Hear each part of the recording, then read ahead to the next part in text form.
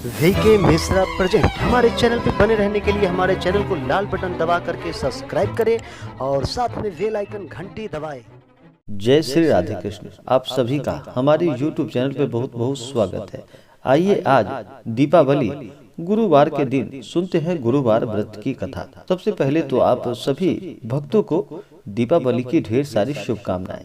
यूं ही आपके जीवन में भगवान विष्णु और माता लक्ष्मी भगवान गणेश की कृपा से सभी प्रकार के आपके घर में सुख और समृद्धि बनी रहे।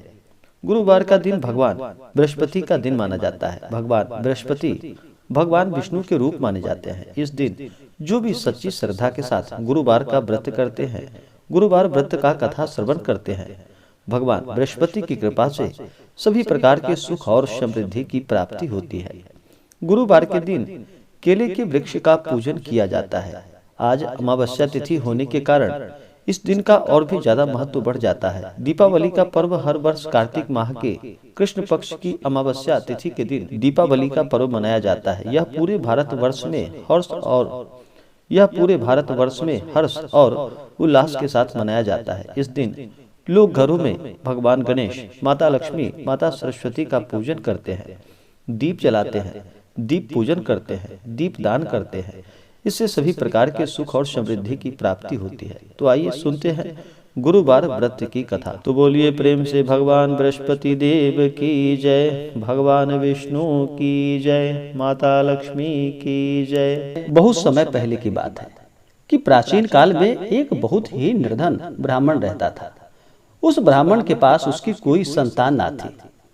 वह ब्राह्मण प्रत्येक दिन पूजा पाठ किया करता था और उसकी स्त्री ना कभी स्नान करती और ना किसी देवता का पूजन ही किया करती थी। इस कारण ब्राह्मण देवता बहुत दुखी रहते थे।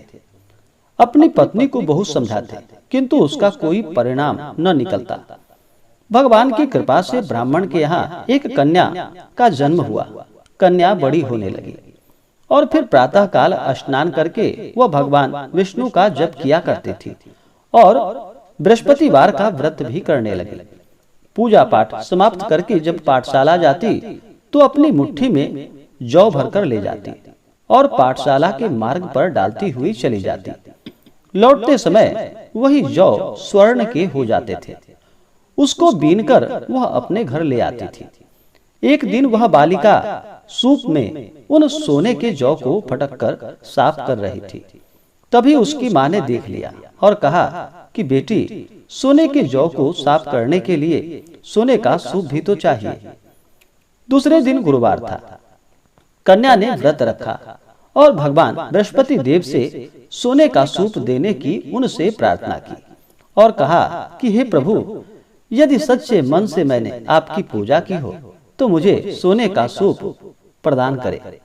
भगवान बृहस्पति देव ने उसकी प्रार्थना को स्वीकार कर ली। रोजाना की तरह वह कन्या जौ फैलाती हुई पाठशाला चली गई। पाठशाला से लौटकर जब वह जौ बीन रही थी तो बृहस्पति देव की कृपा से उसे सोने का सूप प्राप्त हुआ। उसे वह अपने घर ले आई और उससे जौ को साफ करने लगी, परंतु उसकी माँ का फिर भी वही ढंग रहा। एक दिन की बात है, कन्या सोने के सूप में जब जौ को साफ कर रही थी, उसी समय उस इलाके का राजा का पुत्र राजकुमार वहां से निकल रहा था और कन्या के रूप और कार्य को देखकर वह राजकुमार उस पर मोहित हो गया और राजमहल आकर वह भोजन तथा जल को त्याग करके उदास होकर लेट गया। राजा को जब राजकुमार द्वारा अन्न और जल त्यागने का समाचार प्राप्त हुआ तो अपने मंत्रियों के साथ वह अपने पुत्र के पास गया और पूछा कि हे बेटा, तुम्हें किस बात का कष्ट है? किसी ने तुम्हारा अपमान तो नहीं किया अथवा कोई और कारण है? मुझे तुम बताओ, मैं वही कार्य करूंगा जिससे तुम्हें प्रसन्नता की प्राप्ति हो सके।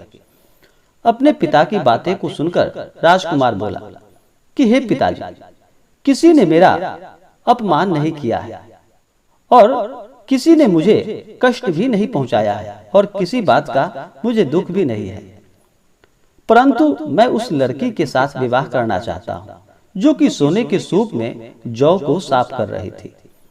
राजकुमार ने राजा को उस लड़की के घर का पता भी बता दिया। तब राजा ने अपने मंत्री को बताया और फिर मंत्री उस लड़की के यहाँ उसके घर गया।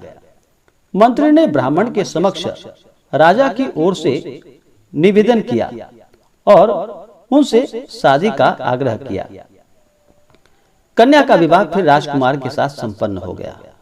कन्या के घर जाते ही ब्राह्मण के घर में पहले की भांति गरीबी का निवास हो गया। एक दिन दुखी होकर ब्राह्मण अपनी पुत्री से मिलने गए। बेटी ने पिता की अवस्था को देखा और अपनी माँ का उनसे हाल पूछा तो ब्राह्मण ने सभी हाल कह सुनाया। कन्या ने बहुत सा धन देकर अपने पिता को विदा किया, लेकिन कुछ दिनों के बाद फिर वही ढंग रहा। ब्राह्मण फिर अपनी कन्या के यहाँ गया और सभी हाल जो था वह फिर से कह सुनाया।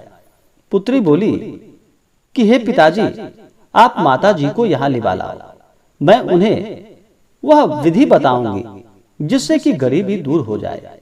ब्राह्मण देवता अपनी स्त्री को साथ लेकर अपनी पुत्री के पास राजमहल पहुंचे तो पुत्री अपनी माँ को समझाने लगी कि हे माता, तुम प्रातः काल स्नान आदि करके भगवान विष्णु का पूजन करो और बृहस्पतिवार का व्रत करो तो सब दरिद्रता दूर हो जाएगी।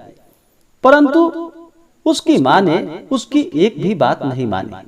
वह प्रातः काल उठकर अपनी पुत्री की बच्चों का जूठन को खा लिया करती थी। एक दिन उसकी पुत्री को बहुत गुस्सा आया। उसने अपनी माँ को एक कोठरी में बंद कर दिया और सुबह होने पर उसे स्नान आदि करा करके उससे पूजा पाठ करवाया तो उसकी माँ की बुद्धि ठीक हो गई। इसके बाद वह नियमित रूप से पूजन करने लगी और बृहस्पतिवार का व्रत करने लगी और फिर बृहस्पतिवार के व्रत के प्रभाव से वह सभी प्रकार के सुख और समृद्धि को प्राप्त कर पाई और अंत समय में वह मृत्यु के बाद स्वर्गलोक को प्राप्त हुई। वह ब्राह्मण भी सुख पूर्वक इस लोक का सुख भोग कर स्वर्ग को प्राप्त हुआ।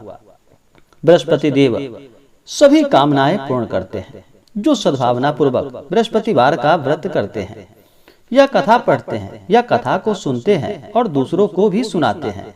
भगवान बृहस्पति देव उनकी सभी मनोकामनाओं को पूर्ण करते हैं और उनकी सदैव रक्षा करते हैं। जो संसार में सद्भावना के साथ सद्भावना पूर्वक गुरुदेव का पूजन एवं व्रत सच्चे हृदय से करते हैं, उनकी सभी मनोकामनाएं वैसे ही पूर्ण होती है। इसलिए सबको कथा सुनने के बाद प्रसाद लेकर अवश्य ही जाना चाहिए और हृदय से उनका मनन करते हुए जयकारा लगाना चाहिए। इसी प्रकार से जो भी भक्त सच्ची श्रद्धा के साथ नियम व निष्ठा के साथ गुरुवार का व्रत करते हैं या गुरुवार व्रत का कथा श्रवण करते हैं, भगवान बृहस्पति देव की कृपा से सभी प्रकार के सुख और समृद्धि की प्राप्ति होती है। तो आशा करता हूँ कि यह जानकारी आपको अच्छा लगा हो। ऐसे ही ज्ञानवर्धक जानकारियाँ प्राप्त करने के लिए हमारे इस चैनल को लाल बटन दबा करके सब्सक्राइब करें, साथ में बेल आइकन घंटी दबाएं ताकि मेरे वीडियो का नोटिफिकेशन आपके पास सबसे पहले पहुंचे। वीडियो को लाइक और शेयर करें। जय श्री राधे कृष्ण। धन्यवाद।